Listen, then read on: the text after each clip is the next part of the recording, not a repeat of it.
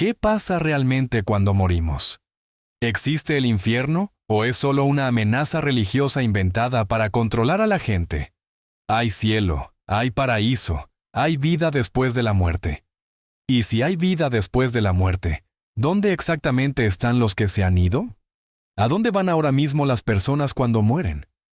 Estas preguntas no son solo preguntas religiosas, son las preguntas más urgentes que cualquier ser humano puede hacerse, porque la respuesta cambia absolutamente todo lo que uno decide hacer con el tiempo que le queda en esta tierra. Lo que estás a punto de descubrir en este video no es teología abstracta ni especulación filosófica. Es lo que la Biblia dice con una precisión que la propia ciencia ha comenzado a confirmar, sobre los 3 paraísos, los 3 cielos, los 3 infiernos, y lo que le ocurre al ser humano en el instante exacto en que su corazón se detiene. Si este contenido está siendo de bendición para tu vida, te invitamos a suscribirte ahora mismo a este canal. Cada suscripción nos permite seguir produciendo enseñanzas bíblicas profundas y gratuitas para que más personas puedan conocer estas verdades. Suscríbete, activa la campanita y no te pierdas ninguno de nuestros estudios. Empecemos por algo que la mayoría de las personas no tiene claro, y que sin embargo, es el fundamento de toda la discusión sobre el más allá. El problema real no es el fin del mundo. El problema real es el mundo sin fin. Porque nadie muere en el sentido absoluto de la palabra. La muerte no es el fin de la existencia. La muerte es simplemente una transición entre 2 formas de vivir. Y esto no es solo una afirmación de fe, es algo que la ciencia médica ha documentado de maneras que resultan difíciles de ignorar. Los estudios sobre experiencias cercanas a la muerte, los casos documentados por investigadores médicos que analizaron miles de testimonios de personas que habían tenido muerte clínica y fueron reanimadas por técnicas de resucitación, revelan un patrón consistente que se repite con independencia de la cultura, la religión, la edad o el estado emocional de la persona. La conciencia continúa. El individuo sigue siendo consciente de sí mismo después de que los signos vitales se detienen. Muchos describen un túnel, una luz, la sensación de salir del cuerpo, y todos coinciden en algo fundamental. Hay algo más allá del momento de la muerte física, pero la Biblia no esperó a la ciencia para decir esto. El Salmo 9, versículo 17, lo establece con una claridad que no deja margen para interpretaciones alternativas. Los malos serán trasladados al Seol, todas las gentes que se olvidan de Dios. No dice los asesinos, no dice los grandes criminales, dice los que se olvidan de Dios, con solo olvidarlo, con solo no colocarlo en la agenda de la propia vida. La consecuencia está descrita. Y el Evangelio de Lucas, capítulo 16, versículos 22 y siguientes, registra la narración más específica que existe en toda la Escritura sobre lo que ocurre inmediatamente después de la muerte, antes del juicio final. Aconteció que murió el mendigo, y fue llevado por los ángeles al seno de Abraham. Y murió también el rico, y fue sepultado. Y en el infierno alzó sus ojos. La coma entre fue sepultado y alzó sus ojos en el infierno. Es la distancia más corta entre la vida y la eternidad. No hay espera, no hay sueño indefinido, no hay estado intermedio de inconsciencia. En el instante siguiente al último latido, la persona ya está en otro lugar. Ahora bien, para entender exactamente de qué habla este texto, hay que comprender algo que la mayoría de los creyentes no conoce. Antes de la resurrección de Cristo, la estructura del más allá era completamente diferente a lo que existe ahora. Y aquí es donde el mapa bíblico del universo espiritual se vuelve fascinante. Hay 3 paraísos descritos en la Biblia. El primero es el Jardín del Edén, el paraíso original de la creación, ubicado en lo que hoy conocemos como Mesopotamia, que terminó con el diluvio. El segundo es el paraíso celestial, al que el apóstol Pablo describe en 2 Corintios 12, como el tercer cielo, donde fue arrebatado y escuchó palabras inefables. Y el tercero, el que resulta más sorprendente para la mayoría de las personas, Es el paraíso que estaba en el centro de la tierra. El seno de Abraham mencionado en Lucas 16 no era el cielo. Era un único lugar dentro de la tierra, separado del infierno por un abismo infranqueable, donde los justos del Antiguo Testamento esperaban en un estado de paz y conciencia plena. Y la razón por la que los santos no podían subir al cielo antes de la resurrección de Cristo la da el propio Jesús en Juan 3, versículo 13. Nadie subió al cielo sino el que descendió del cielo, el Hijo del Hombre. Antes de la muerte y resurrección de Cristo, el camino al cielo no estaba abierto. Por eso los profetas, los patriarcas, todos los justos del Antiguo Testamento esperaban en ese paraíso subterráneo.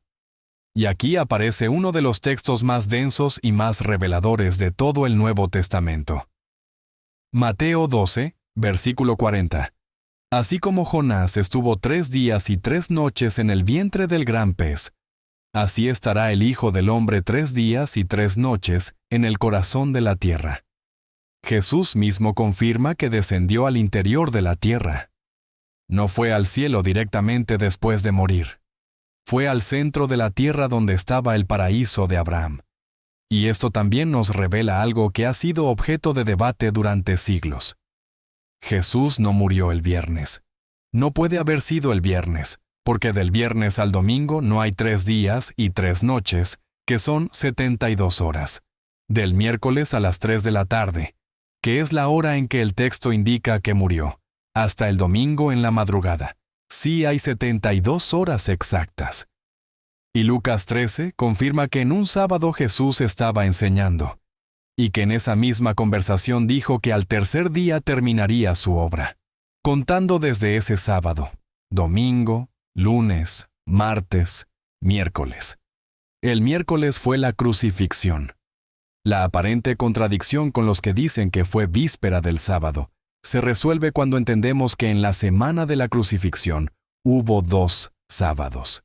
El Levítico describe sábados especiales, sábados de gran solemnidad que no coinciden necesariamente con el sábado semanal.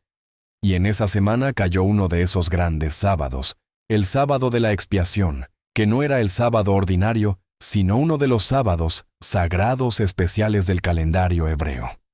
Entonces, Jesús descendió al centro de la tierra y se encontró con ese paraíso donde estaban los justos del Antiguo Testamento. Y Efesios 4, versículo 8, lo describe con estas palabras: subiendo a lo alto, llevó cautiva la cautividad y dio dones a los hombres. Al resucitar y subir, se llevó consigo a todos los que estaban en ese paraíso subterráneo. A partir de ese momento, el creyente que muere ya no baja al centro de la tierra. Sube directamente. Filipenses 1, versículo 23, lo confirma con la voz de Pablo. Tengo deseo de partir y estar con Cristo, no de descender, de partir y estar. Una transición directa. Y Jesús mismo se lo dijo al ladrón en la cruz, en Lucas 23, versículo 43. Hoy estarás conmigo en el paraíso. Ese día era el miércoles. Y el paraíso al que se refería era el del centro de la tierra, porque al cielo no subió hasta el domingo después de la resurrección. 3 días después. Todo encaja. Y hay algo más que este pasaje nos revela sobre la naturaleza del más allá que pocas personas han considerado con detenimiento. El rico en el infierno podía ver a Abraham, podía escuchar su voz, podía sostener una conversación. Eso significa que en el estado intermedio entre la muerte y el juicio final, los que están en el infierno están conscientes, reconocen a otros, recuerdan su vida pasada, y son perfectamente capaces de comprender la situación en la que se encuentran. No hay inconsciencia, no hay amnesia, no hay sueños sin sueños. Hay una presencia plena y una comprensión plena de lo que ocurrió y de lo que ocurrirá. El rico recordaba a sus 5 hermanos. Les pedía a Abraham que enviara a alguien a advertirles para que no fueran al mismo lugar. Tenía memoria, tenía afecto, tenía conciencia moral de que sus hermanos estaban en peligro. Y la respuesta de Abraham no fue que la situación podía cambiar, sino que si no habían escuchado a Moisés y a los profetas, Tampoco se convencerían aunque alguien resucitara de entre los muertos. Una advertencia que resuena con particular peso cuando recordamos que el propio Jesús resucitó y aún así hay quienes no creen. Antes de continuar con los 3 cielos, los 3 infiernos, y lo que esto significa para el tiempo que estamos viviendo, queremos hacer una pausa. Si llegaste hasta aquí, es porque estas verdades te importan. Te invitamos a suscribirte ahora si todavía no lo has hecho, y a compartir este video con alguien que necesite estas respuestas.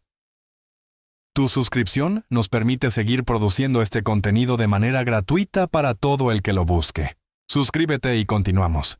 Hemos establecido que hay 3 paraísos, que antes de la resurrección de Cristo los justos estaban en el centro de la tierra, que Jesús descendió allí y se los llevó al cielo cuando ascendió, y que hoy el creyente que muere va directamente a la presencia de Cristo.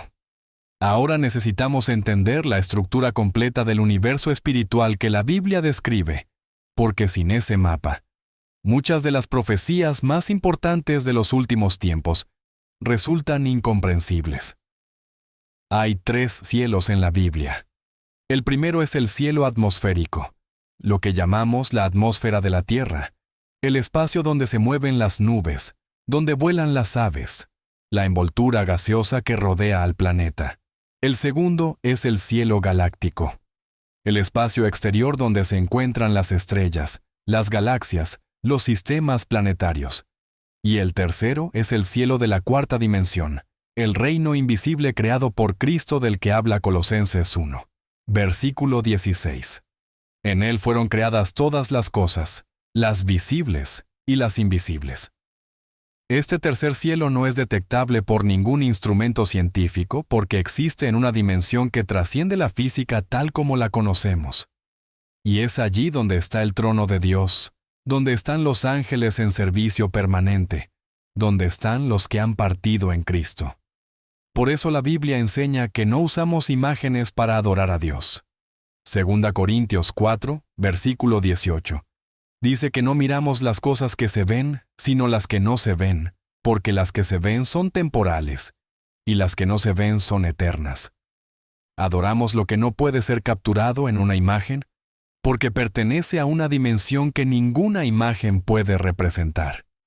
Y así como hay 3 cielos, hay también 3 infiernos. El primero es el Seol, o Hades, el lugar en el interior de la tierra donde los impíos van al morir, esperando en un estado de conciencia plena el juicio final. El texto de Lucas 16 es inequívoco al respecto. El rico llegó al infierno, alzó sus ojos, vio a Abraham a lo lejos con Lázaro en su seno, clamó, fue escuchado, y le fue respondido que entre ellos había un gran abismo que nadie podía cruzar. Eso es conciencia, eso es comunicación, eso es un estado activo de existencia, no un sueño ni una inconsciencia indefinida. Y la Biblia confirma que hay fuego en el interior de la tierra. Job 18, versículo 5, y Proverbios 15, versículo 24, apuntan al mundo de abajo como el lugar del fuego.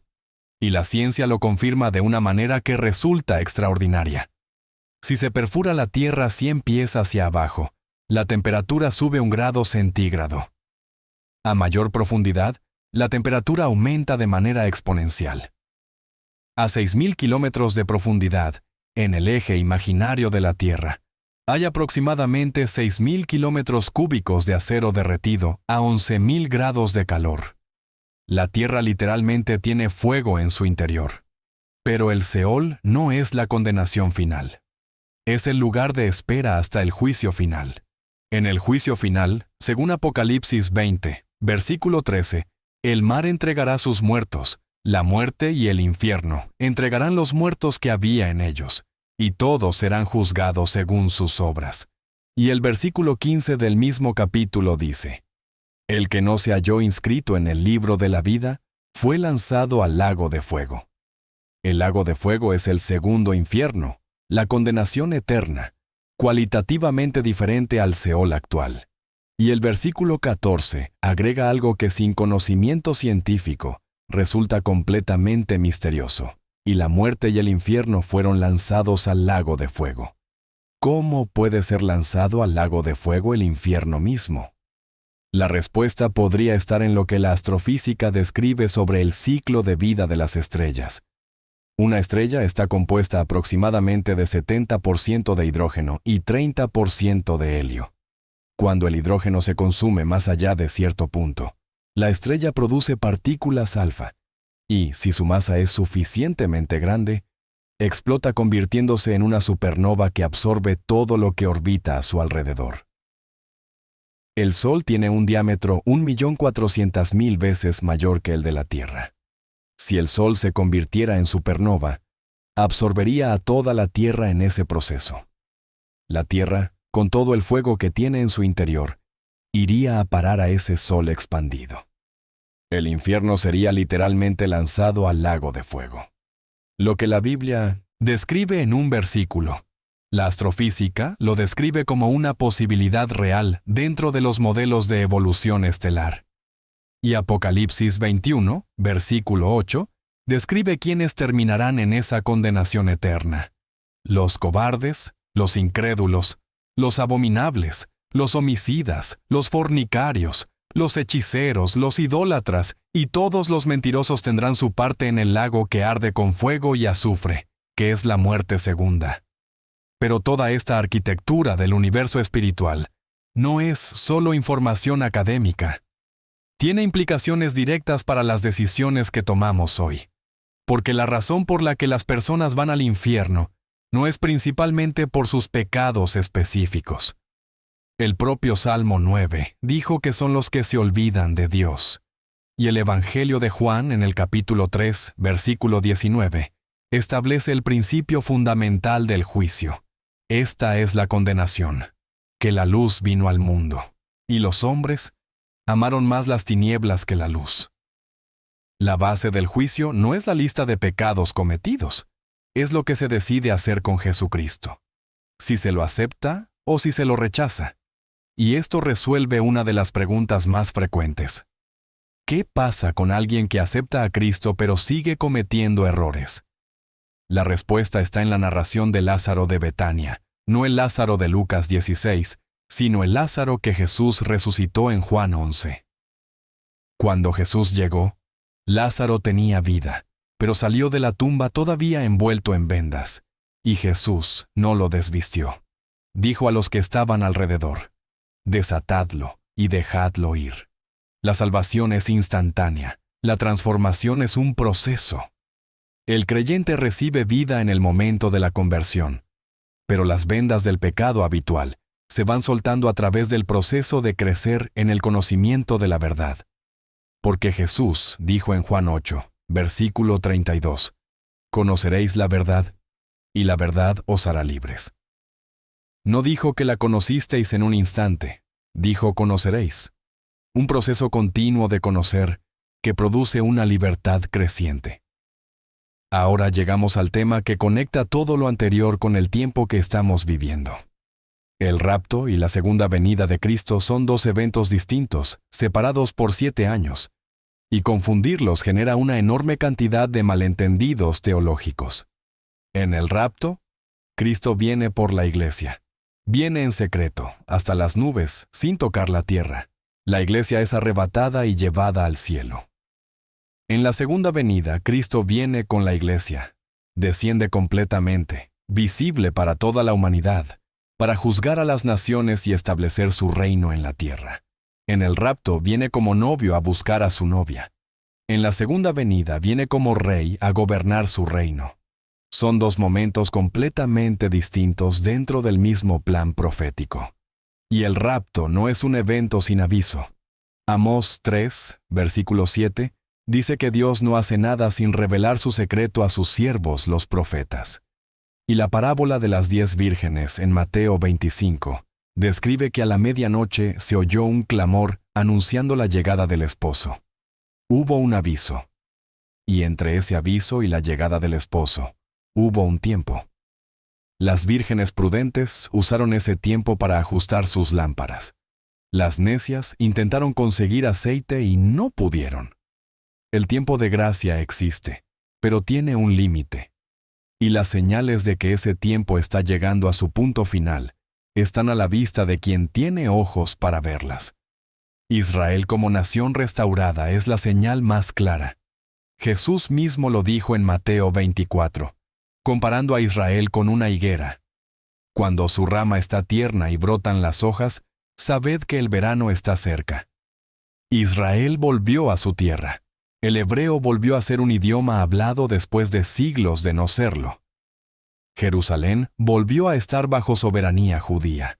Cada una de esas hojas que brotaron en la higuera son señales que el propio Cristo identificó como indicadores de que la estación final se acerca. Estamos viviendo en el período de gracia final, el período en que la puerta todavía está abierta, en que el aviso todavía no ha sonado, en que hay tiempo para prepararse y para llevar a los seres queridos al único lugar seguro que existe. No hay preparación económica, geográfica ni política que sustituya la preparación espiritual. La única diferencia real que existe es entre los que están en Cristo y los que no están en Cristo. Y esa diferencia no se nota ahora en muchos aspectos de la vida cotidiana. Pero en el momento en que el aviso de medianoche suene, esa diferencia será la única que importe. Amigos, hemos cubierto en este estudio un territorio enorme. Los 3 paraísos y su secuencia en la historia bíblica, los 3 cielos y su naturaleza, los 3 infiernos y lo que la ciencia puede aportarnos sobre el lago de fuego, la diferencia entre el rapto y la segunda venida, y las señales que indican que estamos en la estación final antes del regreso de Cristo. Si este video tocó algo profundo en ti, hay algo que puedes hacer ahora mismo que tiene valor eterno y que también nos ayuda a llegar a más personas. Déjanos tu comentario. Cuéntanos, ¿qué fue lo que más te impactó de este estudio? ¿Fue descubrir los 3 paraísos y que Jesús descendió al centro de la tierra? ¿Fue comprender que Jesús no murió el viernes, sino el miércoles? ¿Fue la explicación científica sobre el lago de fuego y las supernovas? ¿O fue la distinción entre el rapto y la segunda venida?